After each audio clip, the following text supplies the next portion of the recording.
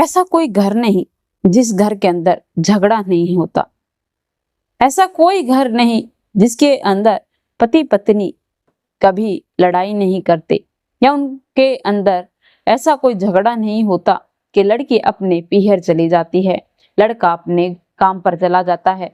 कुछ दिन ऐसा ही उनका झगड़ा चलता रहता है, फिर लड़का लड़की को मनाकर अपने घर लेकर आता है। ऐसा झगड़े हमेशा अक्सर हमें सुनने को मिलता है। ज्यादातर यह सब कुछ एक जब लड़की नई नई शादी कर कर घर जब ससुराल पहुंचती है, कुछ दिन बाद जब कोई उसे कुछ कह देता है, तभी यह शिकायतें सुनने को मिल जाती हैं। दोस्तों, यह आम बात है। आजकल हर एक घर घर की यह कहानी है। ऐसी ही आज की एक कहानी है जिसके अंदर एक औरत जिसका नाम रीना था। रीना अपने ससुराल में अपने पति से झगड़ा कर कर अपने 2 बच्चों को लेकर वहां से चली आती है।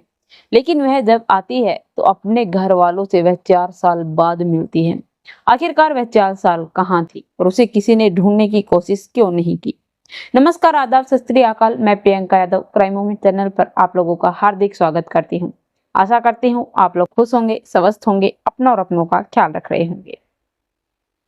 तो रीना, जो कि एक हाई फैमिली, अच्छे पैसे वाले के घर में उसकी शादी हुई थी। उसका पति बिजनेसमैन था जो कि अच्छे पैसे कमा लिया करता था। जब वह अपनी ड्यूटी जाता है तो अक्सर उन दोनों के पति पत्नी की झगड़ा शुरू हुआ जाता था। 2 बच्चे थे। अब जब पत्नी कुछ ज्यादा ही हुआ तो वह घर छोड़कर जाने का निश्चय कर लेती है। जब घर छोड़कर जाने का निश्चय करती है तो बहुत लेट हो चुकी थी। बस स्टैंड पर जाती है, बस स्टैंड से रेलवे स्टेशन जाती है ऑटो कर कर। ऑटो से रेलवे स्टेशन तो पहुंच जाती है, लेकिन वहां पर बहुत रात हो चुकी थी। अब रात को ट्रेन बहुत लेट थी या फिर उसकी निकल गई थी। तब जब वह वहां पर रेलवे ट्रैक पर बैठकर आराम से अपने 2 बच्चों को सुलाकर इधर उधर टहल रही थी, घूम रही थी, वहां पर कोई पुरुष नहीं था, एक सिर्फ और सिर्फ एक महिला थी। आसपास के सभी लोग उसे देख रहे थे। एक वॉचमैन जो उसके पास जाना चाह रहा था, लेकिन वह घबराई हुई थी, तो वह वहां से चला जाता है। लेकिन उससे एक लड़का जाकर मिलता है और उससे कुछ बातचीत शुरू कर देता है और कहता है कि मैडम, आप यहाँ कैसे। वह बताती है कि मैं ऐसे से यहाँ आई हूँ। तो पूछता है कि आपको कहाँ जाना है।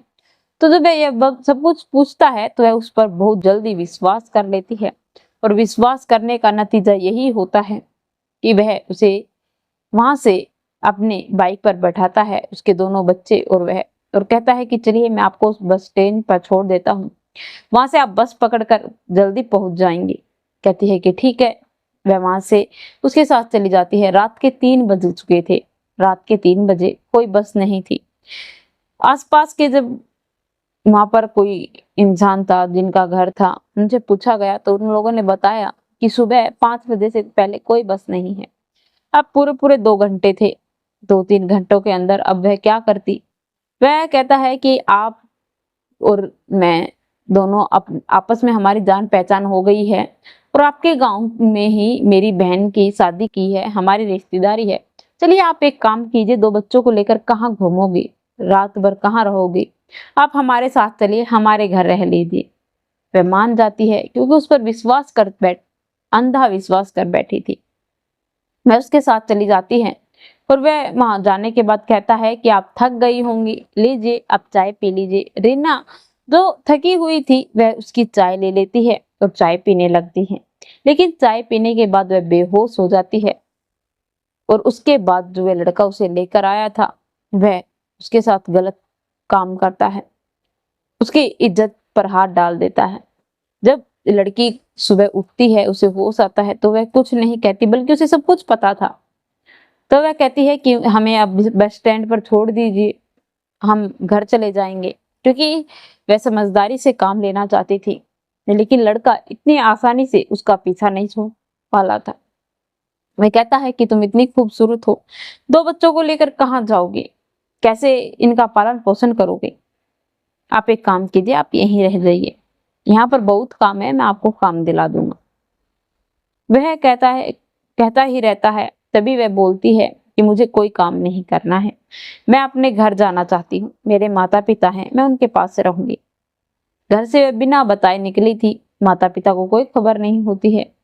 अब जब लड़की थी, उसके दो बच्चे भी थे। जब रीना उनसे मना करती है तो वह उन दोनों बच्चों को वहां से लापता कर देते हैं और कहते हैं कि बिना बच्चों के तुम कहाँ जाओगे, जा सकती हो जाना चाहो तो। लेकिन वह अब दोनों बच्चों को छोड़कर जाए तो जाए कहाँ। वह मजबूर हो जाती है उन लोगों के साथ जाने के लिए। वह उसे लेकर जाता है और उसे एक कोठे पर बैठा दिया जाता है, क्योंकि रेलवे स्टेशन के पीछे ही यह कारोबार चलता था।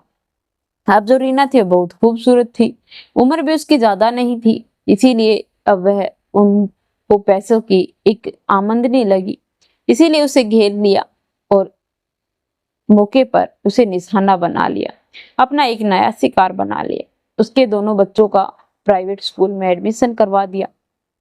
अब वह कमाती है, लेकिन बच्चों को वह अपने पास ही रखता है ताकि वह कहीं भाग ना सके। महीने के अंदर एक बार उनका सरकारी अस्पताल में चेकअप हुआ करता था। चेकअप के लिए उन्हें लेकर जाया जाता था। अब जब वह जाती थी तो वह कहती थी कि मैं मेरे बच्चों का भी चेकअप करवाना चाहती हूँ। उसने एक बार नहीं कई बार भागने की कोशिश की, लेकिन नाकामयाब रही। उसे कई बार पकड़कर भी लाया गया, लेकिन अब वह हार चुकी थी, मान चुकी थी कि अब उस घर से उसका निकलना, इस दलदल से निकलना नामुमकिन है। तभी एक इंसान उसके पास आता है जो उसी के गांव का रहने वाला था। जब वह उसके पास आता है और उससे बातचीत करते हैं कि भाई इतनी सी उम्र में तुम यहाँ कैसे आई, भाई तुम्हारी कोई मजबूरी होगी, ऐसे ही तो कोई ऐसे इन धंधों में उतरता नहीं है। वह भरी हुई थी, सब कुछ फूट फूट कर रोल कर सब कुछ बताती है। तो फिर वह बताता है कि मेरी ऐसे ऐसी दीदी वहां पर उनकी शादी करवाई थी हम लोगों ने, वह यही रहती है जहां आप बता रहे हो। आपके जो वह उसका नाम बताता है, वह पहचान जाती है कि हाँ मैं जानती हूँ उन्हें। यह सब कुछ जानने के बाद अब वह कहती है कि प्लीज आप मेरी हेल्प करिए। वह कहता है कि कोई बात नहीं, मैं अक्सर यहाँ आता रहता हूँ, किसी को कोई शक नहीं होगा। वह वहां से चला जाता है और उस लड़की के पिता के पास जाकर मिलता है। 4 साल बीत चुके थे उस दलदल में उसे फंसे हुए, लेकिन वह उसके पिता से जाकर यह नहीं कहता कि तुम्हारी बेटी रीना से मेरी मुलाकात हुई थी। जो उसके पिता था उसकी भी हालत बड़ी ही दयनीय थी। एक बेटी जो कि घर से लापता थी, शायद उन लोगों ने यह सोच लिया था कि उनकी बेटी अब इस दुनिया में रही नहीं। वह उनका नंबर लेता है और फिर वहां से चला आता है। आते वक्त भी वह वहीं जाता है और जाने के बाद उसी लड़की से मिलता है। वो फोन कर कर उसे देता है और उसके पिता से बातचीत करवाता है। लड़की अपनी जबान से सब कुछ अपने पिता को बताती है।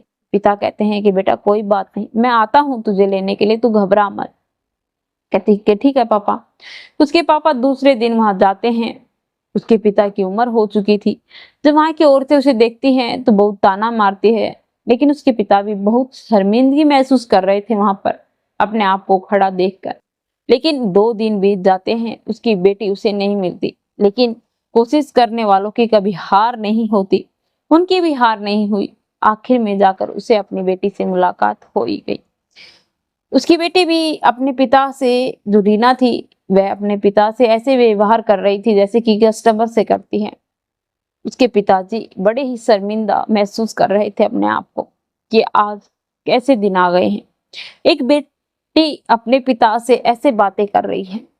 जब उसके पिता को वह अंदर लेकर जाती है और अपने पिता से लिपट कर फूट फूट कर रोने लगती है। उसके पिताजी कहते हैं कि बेटा तू टेंशन मत ले, मैं तुझे यहाँ से लेकर चलूंगा।